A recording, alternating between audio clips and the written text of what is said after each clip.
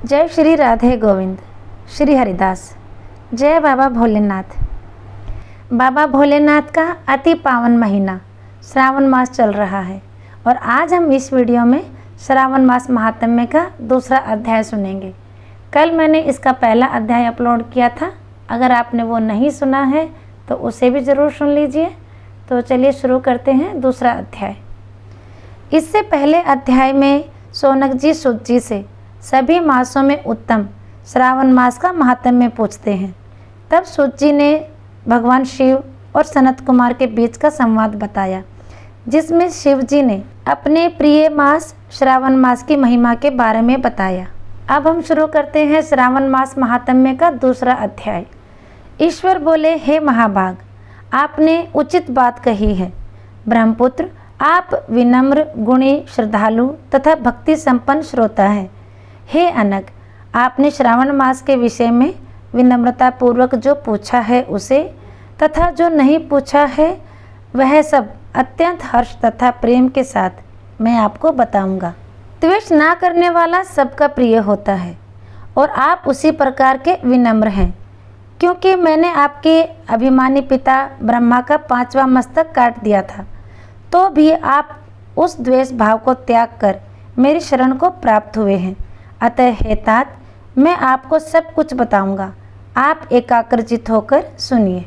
हे योगिन, मनुष्य को चाहिए कि श्रावण मास में नियम पूर्वक नक्त व्रत करे और पूरे महीने भर प्रतिदिन रुद्र अभिषेक करे। अपनी प्रत्येक प्रिय वस्तुओं को इस मास में त्याग कर देना चाहिए। पुष्पों, दलों, दांतों, तुलसी की मंजरी तथा तुलसी दलों और बेल पत्रों से शिवजी की लक्ष्य पूजा करनी चाहिए। 1 करोड़ शिवलिंग बनाना चाहिए और ब्राह्मणों को भोजन कराना चाहिए। महीने भर धारण पारण व्रत अथवा उपवास करना चाहिए। इस मास में मेरे लिए अत्यंत प्रीतिकर पंचामृत अभिषेक करना चाहिए। इस मास में जो जो शुभ कार्य किया जाता है वह अत्यंत फल देने वाला होता है। हे मुने, इस मास में भूमि पर सोएं, ब्रह्मचारी रहें और सत्य वचन बोलें। इस मास को बिना व्रत के कभी व्यतीत नहीं करना चाहिए। फलाहार अथवा हविष्य अन्न ग्रहण करना चाहिए। पत्ते पर भोजन करना चाहिए।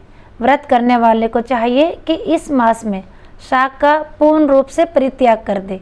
हे मुनिश्रेष्ठ, इस मास में भक्ति युक्त होकर मनुष्य को किसी न किसी व्रत को अवश्य करना चाहिए।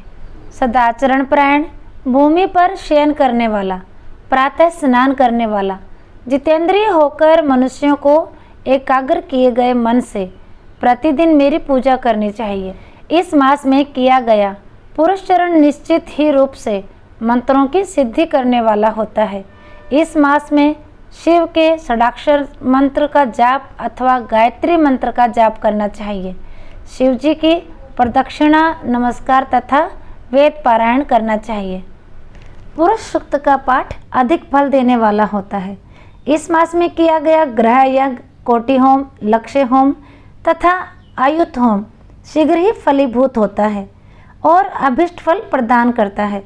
जो मनुष्य इस मास में एक भी दिन व्रतहीन व्यतीत करता है वह महाप्रलय पर्यंत घोर नरक में वास करता है।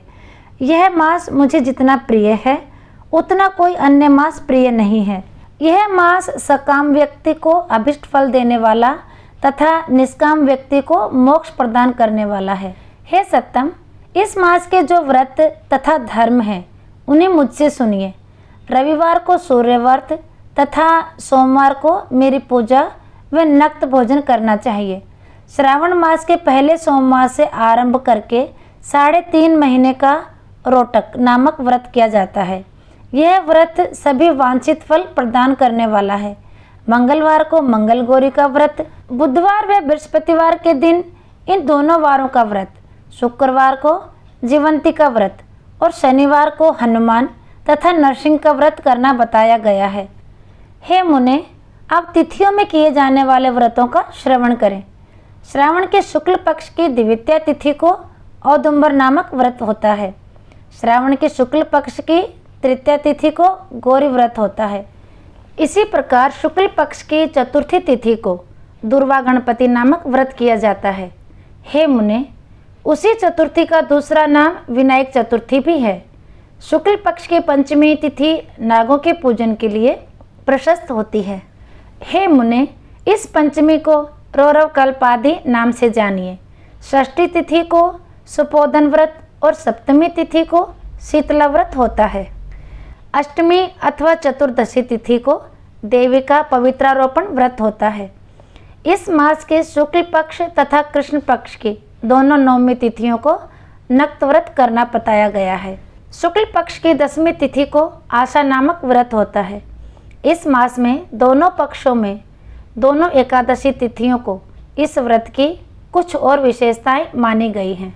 श्रावण मास के शुक्ल पक्ष की द्वादशी तिथि को श्री विष्णु का पवित्रारोपण व्रत बताया गया है। इस द्वादशी तिथि में भगवान श्रीधर की पूजा करके मनुष्य परम गति प्राप्त करता है। उत्सर्जन, उपाक्रम, सभादीप, सभा में उपाक्रम, इसके बाद रक्षाबंधन, पुनः श्रवणाक्रम, सर्प बलि और हयग्रीव का अवतार, ये 7 कर्म पूर्णमासी तिथि को करने हेतु बताए गए हैं। श्रावण मास के कृष्ण पक्ष में चतुर्थी तिथि को संकष्टी चतुर्थी व्रत कहा गया है और श्रावण मास के कृष्ण पक्ष की पंचमी तिथि के दिन मानव कल्पादि नामक व्रत को जानना चाहिए। हे द्विजोत्तम, कृष्ण पक्ष की अष्टमी तिथि को श्री कृष्ण का पूर्णावतार हुआ। इस दिन उनका अवतार हुआ, अतः महान उत्सव के साथ इस दिन व्रत करना चाहिए।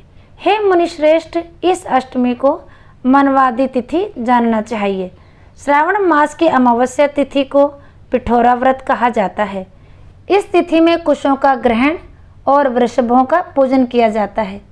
इस मास में शुक्ल पक्ष की प्रतिपदा तिथि से लेकर सब तिथियों के पृथक पृथक देवता हैं। प्रतिपदा तिथि के देवता अग्नि, द्वितीय तिथि के देवता ब्रह्मा, तृतीय तिथि की गौरी और चतुर्थी के देवता गणपति, पंचमी के देवता नाग और षष्ठी तिथि के देवता कार्तिकेय हैं। सप्तमी के देवता सूर्य और अष्टमी के देवता शिव हैं। नवमी की देवी दुर्गा, दशमी के देवता यम, एकादशी तिथि के देवता विश्वदेव कहे गए हैं। द्वादशी के विष्णु तथा त्रयोदशी के देवता कामदेव हैं। चतुर्दशी के देवता शिव, पूर्णिमा के देवता चंद्रमा और अमावस्या के देवता पितर हैं। ये सब तिथियों के देवता कहे गए हैं। जिस देवता की जो तिथि हो उस देवता की उसी तिथि में पूजा करनी चाहिए। प्राय इसी मास में अगस्त्य का उदय होता है। हे मुने, मैं उस काल को बता रहा हूँ, आप एकाग्रचित होकर सुनिए। सूर्य के सिंह राशि में प्रवेश करने के दिन से जब 12:40 घड़ी व्यतीत हो जाती हैं, तब अगस्त्य का उदय होता है। उसके 7 दिन पूर्व से अगस्त्य को अर्घ्य प्रदान करना चाहिए। 12 मासों में सूर्य पृथक पृथक नामों से जाने जाते हैं। उनमें से श्रावण मास में सूर्य गभस्ती नाम वाला होकर तपता है। इस मास में मनुष्यों को भक्ति संपन्न होकर सूर्य की पूजा करनी चाहिए। हे सत्तम, 4 मासों में जो वस्तुएं वर्जित हैं उन्हें सुनिए। श्रावण मास में शाक तथा भाद्रपद में दही का त्याग कर देना चाहिए। इसी प्रकार अश्विन में दूध तथा दाल का परित्याग कर देना चाहिए। यदि इन मासों में इन वस्तुओं का त्याग नहीं कर सके तो केवल श्रावण मास में ही उक्त वस्तुओं का त्याग करने से मानव उसी फल को प्राप्त कर लेता है। हे मानद, यह बात मैंने आपसे संक्षेप में कही है। हे मुनिश्रेष्ठ, इस मास के व्रतों और धर्मों के विस्तार को सैकड़ों वर्षों में भी कोई नहीं कह सकता। मेरी अथवा विष्णु की प्रसन्नता के लिए संपूर्ण रूप से व्रत करना चाहिए। परमार्थ की दृष्टि से हम दोनों में भेद नहीं है। जो लोग भेद करते हैं वे नरकगामी होते हैं। अतः हे सनत कुमार, आप श्रावण मास में धर्म का आचरण कीजिए। इस प्रकार ईश्वर सनत कुमार संवाद के अंतर्गत श्रावण व्रत उद्देश्य कथन नामक दूसरा अध्याय पूर्ण हुआ। अगर आपको मेरी ये वीडियो अच्छी लगी है तो इसे फ्रेंड्स फैमिली में ज़रूर शेयर करें, वीडियो को लाइक और चैनल को सब्सक्राइब भी कर लें। फिर मिलेंगे अगले वीडियो में, तब तक के लिए सभी को प्रेम भरी राधे राधे। ओम नमः शिवाय।